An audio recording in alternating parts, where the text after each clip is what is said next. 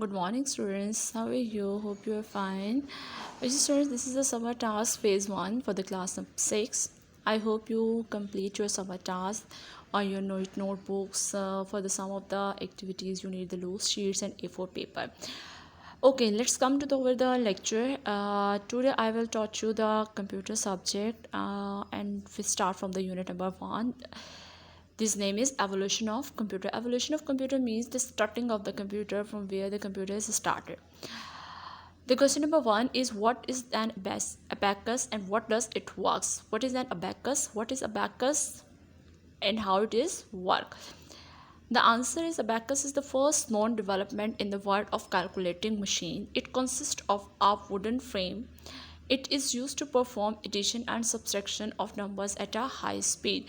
Okay, students, abacus is a first calculating machine.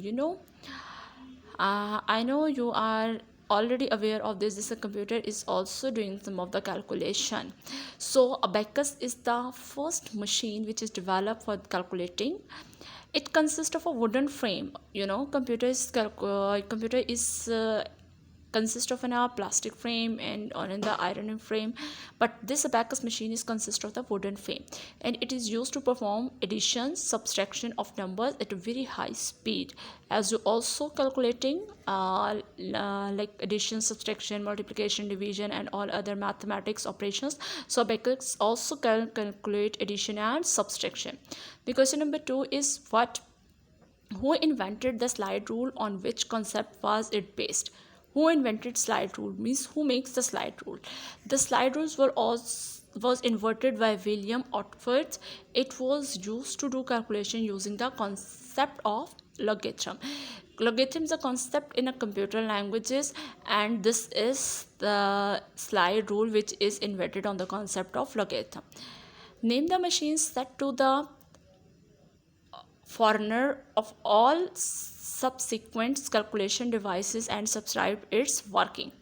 Pascal arithmetic machine, it is considered to be the forerunner of all the subsequent calculating devices because a carry could be accomplished automatically. Students, on the some of the questions and for the addition, subtraction and the multiplication, we have the carry questions which we have to carry with the next number. So the carry could be accomplished automatically in this machine. The next work is this subtraction could be achieved by turning the wheels in reverse direction. This machine is having some of the wheels, and on the subtraction we could be achieved by turning the wheels in reverse direction, means we have to go back. Multiplication and division could be performed by repeated addition and subtraction, like multiplication and division also can be performed by repeating addition and subtraction.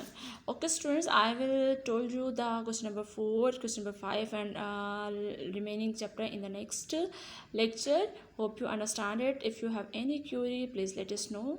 We will clarify your queries. Thank you so much. Take care of yourself. Goodbye.